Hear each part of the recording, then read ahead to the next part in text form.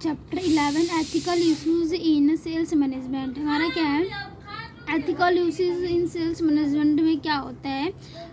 मैं आपको पूरा इंट्रोडक्शन बताऊंगी इसके बारे में। पहले हमारा क्या है इंट्रोडक्शन। इसमें आजकल जो होता है सेल्स जो कार्य होता है ना, उसमें उसको एक पैसा माना जाता है तथा और इसमें क्या होता है कि इसमें जो अटैच होते हैं, जितने भी कर्मचारी इसमें काम करते हैं, जो अटैच होते हैं इसमें को अच्छा क्या मिलता है, वेतन भी मिलता है। आज से कुछ वर्ष पहले इसे बहुत सम्मानजनक कार्य नहीं माना जाता था और इंटरनेशनल मतलब मल्टीनेशनल अराइवल ऑफ कॉरपोरेशंस से सेल्स कार्य बहुत जटिल हो गया था तथा इसके लिए सुशिक्षित और क्या बोलते हैं इसमें सुशिक्षित व्यक्तियों की आवश्यकता होती है। सुशिक्षित मतलब क्या होता है कि जो इसके बारे में अच्छे से समझता हो, जानता हो जो इस कार्य के बारे में, ठीक है। ऐसे व्यक्तियों की, सुशिक्षित व्यक्तियों की क्या होती थी, आवश्यकता होती थी। अब योग्य और कुशल उच्च स्तरीय शिक्षा प्राप्त व्यक्ति इस पेशे में कार्य करना पसंद करते हैं। जो मतलब जो योग्य व्यक्ति होते हैं, जो कुशल होते हैं, जो अच्छे खासे पढ़े लिखे होते हैं, जो स्तर पे अच्छे स्तरों पे पढ़े लिखे होते हैं, उस स्तरीय शिक्षा प्राप्त व्यक्ति को इस पेशे में कार्य करना क्या होता है, पसंद होता है, ठीक है। तो वैश्वीकरण के बढ़ने से कंपटीशन का स्तर क्या हो गया, बहुत अधिक बढ़ गया है। तो ऐसी स्थिति में सेल्समैन को प्रोडक्ट बेचने में बहुत मुश्किल का सामना करना पड़ता है। कई बार क्या होता है कि कई बार संभावित जो ग्राहक होते हैं, ग्राहक को प्रोडक्ट बेचने के लिए सेल्समैन को विवश होकर ऐसा कार्य भी करना पड़ता है जिससे वह बहुत उचित नहीं मानते। जैसे कि जो प्रत्येक जो सेल्समैन होते हैं, प्रत्येक सेल्समैन क्या करते हैं, सभी सेल्समैन क्या करते हैं कि जो प्रत्येक सेल्समैन को निर्धारित सेल कोटों को बराबर या उससे अधिक सेल करनी होती है, ठीक है। जैसे कि हो गया एक ना उनका निर्धारित क्या होता है, लक्ष्य होता है कि एक लक्ष्य प्राप्ति के लिए क्या करते हैं वो जो सेल्समैन होते हैं, सेल्समैन से क्या होता है कि सेल्समैन पर बहुत मानसिक दबाव होता है। वो संभावित ग्राहकों को आकर्षित करने के लिए क्या करते हैं, वो ग्राहकों को आकर्षित करने के लिए प्रोडक्ट के बारे में क्या करते हैं, इसके जो तथ्य है, जो क्वालिटीज़ है, जो विशेषताएं होती है प्रोडक्ट की आदि को बढ़ा चढ़ाकर क्या करते हैं, बताते हैं, ठीक है। जैसे कोई प्रोडक्ट हो गया, वो उसे सेल करने के लिए क्या करेंगे, उसको बताएंगे हाँ इसमें ये क्वालिटी है, आप इसका यूज़ करेंगे तो आपको ये आपको बहुत प्रॉफिट होगा, इसमें बहुत अच्छा होगा। अब जैसे कि कोई तुम क्रीम का वो ले लो, क्रीम का कोई प्रोडक्ट होगा, वो बोलेगा आप ये क्रीम ले लो, आप 2 दिन में आपका चेहरा क्या हो जाएगा, क्लीन हो जाएगा, साफ़ हो जाएगा, ये जो चेहरे पे दाग धब्बे वो सब कुछ नहीं दिखेगा, साफ़ हो जाएगा। ऐसे बड़ा चढ़ा बढ़ाते हैं और आपके साथ इसके साथ कुछ फ्री मिलेगा, और मतलब ऐसे एग्जाम्पल दे के वो उनको मतलब आकर्षित कर देते हैं, ठीक है। बड़ा चढ़कर झूठी बातें बता के उनको आकर्षित करते हैं, उनके झूठे दावे भी देते हैं और अपने और क्या करते हैं, आकर्षित कर लेते हैं। जो सेल्समैन होते हैं एक ऐसा व्यवहार अनैतिक कार्य है। जो सेल्समैन का जो व्यवहार होते हैं ना, एथिकल नहीं होते, अनएथिकल होते हैं, ठीक है। कई बार सेल्समैन क्या होते हैं, कई बार सेल्समैन को सेल्स ऑर्डर प्राप्त हो रहे होते हैं, परंतु फिर भी क्या करते हैं, उसके ना बहुत उत्तेजित होकर मतलब खुश होकर उत्तेजना में आकर मतलब खुशी में आकर वह प्रोडक्ट की विशेषता और सेल्स उपरांत सेवाओं आदि को बढ़ा चढ़ाकर बता देते हैं, ठीक है। ये होता है। और उसका क्या होता है, उसका यह व्यवहार क्या होता है, अनैतिक व्यवहार भी शामिल हो जाता है। एथिकल थोड़ी या अनएथिकल है ना। तो फिर क्या होता है कि भारत में सेल्स कार्य को जो सेल्स कार्य में जो व्यक्ति अटैच होते हैं ना, जो भी व्यक्ति अटैच होते हैं, वो नैतिक मूल्य का स्तर अन्य पेशों के अटैच व्यक्तियों के नैतिक मूल्य यानी एथिकल मूल्य होते हैं के स्तर में नीचे स्तर है, ठीक है। अब ये हो गया हमारा। अब हम ये देख लेते हैं मीनिंग क्या होती है, meaning of sales ethical. Meaning हम पढ़ लेते हैं, meaning of sales ethics. Ethics मतलब जानते हो कि क्या जो हमारा व्यवसाय है उसमें क्या गलत है क्या सही, उसका पता लगाना होता है, हमारे क्या होता है, एथिक्स होता है, ठीक है। अब ये हो गया इसमें क्या बोला है कि मीनिंग ऑफ सेल्स एथिक्स, हम मीनिंग जानेंगे कि अब सेल्स एथिक मीनिंग क्या होती है। एथिक शब्द क्या, एथिक अब हम लिख देंगे एथिक शब्द को किससे ले गया है, एथिक शब्द किससे ले गया है, एथोस से लिया गया है, एथोस से लिया गया है, ठीक है। जिसका अर्थ क्या है, जिसका अर्थ है सेट आइडियल स्टैंडर्ड करना, ठीक है, ठीक है।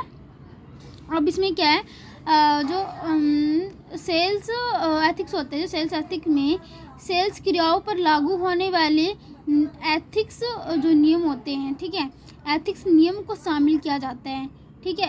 एथिक्स में नियम को क्यों शामिल किया जाता है, अगर हम एथिक्स नियमों को शामिल करेंगे तभी तो हमको पता चलेगा कि जो भी इसमें सेल्समैन कार्य कर रहे हैं वो सही कर रहे हैं गलत कर रहे हैं, सब उसमें पता चलता है, ठीक है। तो सेल्स एथिक्स व्यवसाय के लिए क्या काम करते हैं, कोड ऑफ कंडक्ट निर्धारित करते हैं, ठीक है, कि जो सेल्स एथिक्स व्यवसाय के लिए क्या करते हैं, व्यवसाय के लिए कोड ऑफ कंडक्ट निर्धारित करते हैं, ये ठीक है। इस कोड ऑफ कंडक्ट के दायरे में रहकर ही सेल्स मैनेजमेंट को विभिन्न कार्य करने चाहिए, ठीक है। अगर वो विभिन्न कार्य करेगा, मतलब sales of code of conduct में रहकर वो विभिन्न कार्य करेगा, तभी तो उसको बिजनेस को क्या होगा, प्रॉफिट होगा, उसको सही और गलती का पता चलेगा, तभी तो उसको पता चलेगा ना हाँ मैंने क्या सही किया क्या गलत हो रहा है, तो हम उस चीज़ को सही करेंगे और हम क्या करेंगे, बिजनेस में प्रॉफिट करेंगे, ठीक है।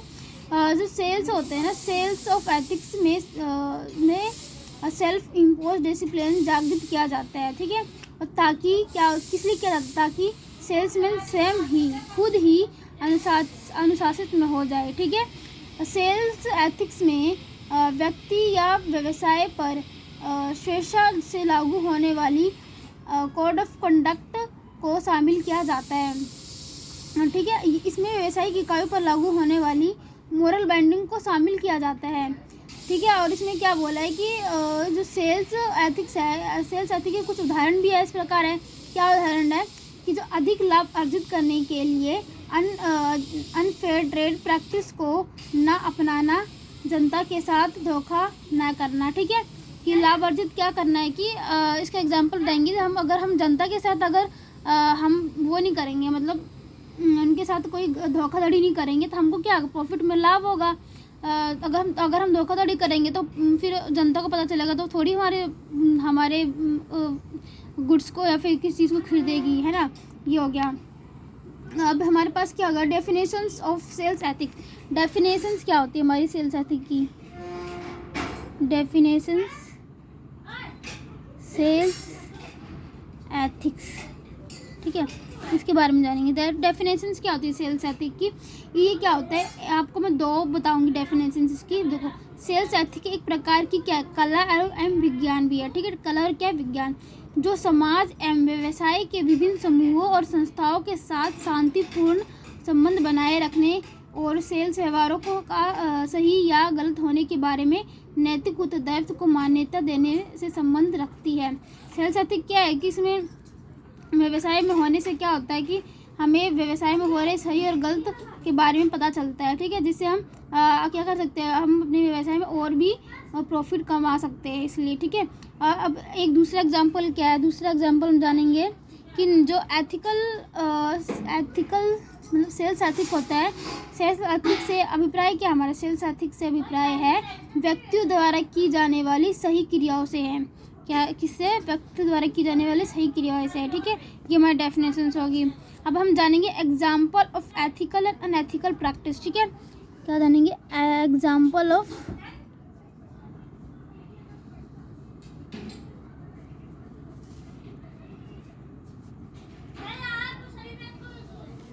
एथिकल्स एंड अनएथिकल्स प्रैक्टिस, ठीक है। तो इसमें क्या बन जाएंगे, पहले हम क्या जानेंगे, एग्जाम्पल जानेंगे किसका, ऑफ एथिकल्स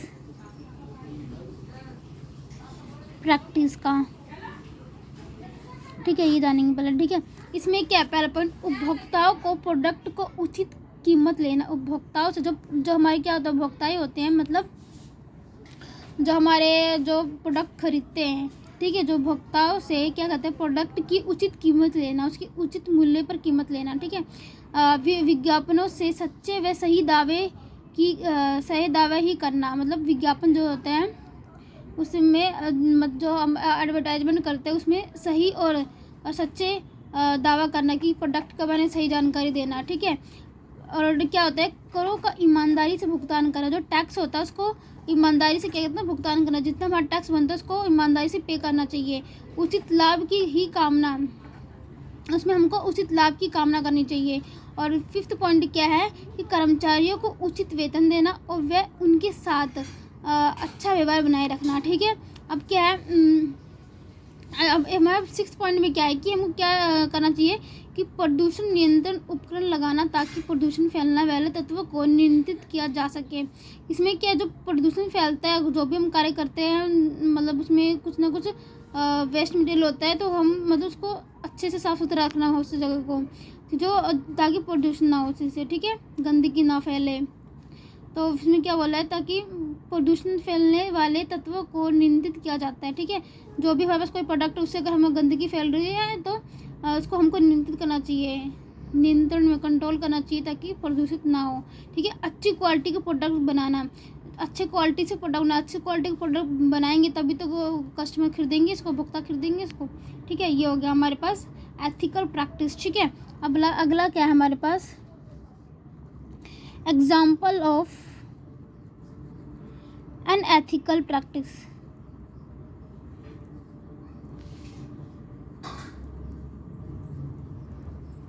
ठीक है, इसमें क्या है कि अनएथिकल प्रैक्टिस कौन सा होता है, जिसमें झूठे और जो धोखाधड़ी वाले विज्ञापन देते हैं।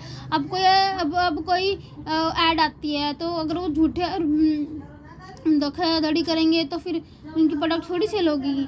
अब वो धोखाधड़ी करके बड़ा थोड़ा झूठ झूठ बोल देते हैं, वो खरीदेंगे, वो अगली बार एक बार खरीद लिया, उनको धोखाधड़ी होगी तो वो अगली बार थोड़ी चीज़ को खरीदेंगे।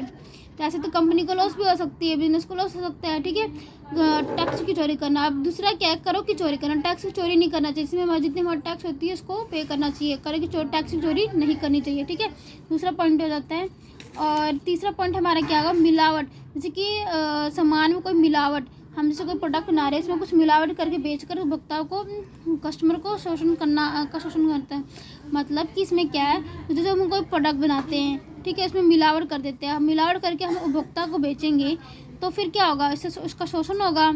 ठीक है, तो हमको ये मिलावट नहीं करनी चाहिए। कोई भी प्रोडक्ट बना रहे हो, कोई भी सामान तैयार कर रहे हो, तो हमको नहीं मिलाना चाहिए, मिलावट नहीं करना चाहिए। ठीक है, अब 4th पॉइंट क्या, सरकारी अधिकारियों को रिश्वत देकर गलत काम निकलवाना। ठीक है, ये क्या होता है कि कई लोग होते हैं, मतलब सरकार के रिश्वत देकर गलत काम करते हैं, तो ये हमें नहीं करना चाहिए, एथिकल नहीं है, अनएथिकल है। ठीक है, तो अब क्या है 5th पॉइंट, प्रतियोगी इकाइयों के बारे में गलत अफवाह फैलाना।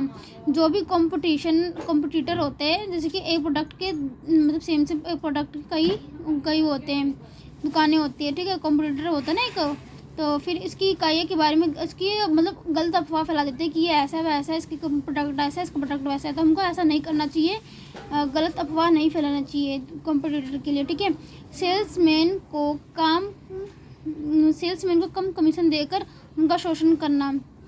अब जो सेल्समैन है अपना, वो अच्छा सेल्स कर रहे हैं, मतलब अच्छा अपना कार्य कर रहे हैं, तो उनको कमीशन मिलना चाहिए ना। तो अगर कमीशन कम दोगे तो फिर उनमें मतलब जो कार्य क्षमता होती है कम हो जाती है।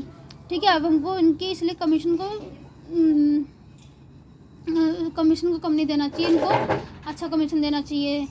ठीक है, उसके बाद 7th पॉइंट क्या है, डिस्ट्रीब्यूशन चैनल मेंबर को प्रतियोगी इकाइयों का प्रोडक्ट बेचने से रोकना।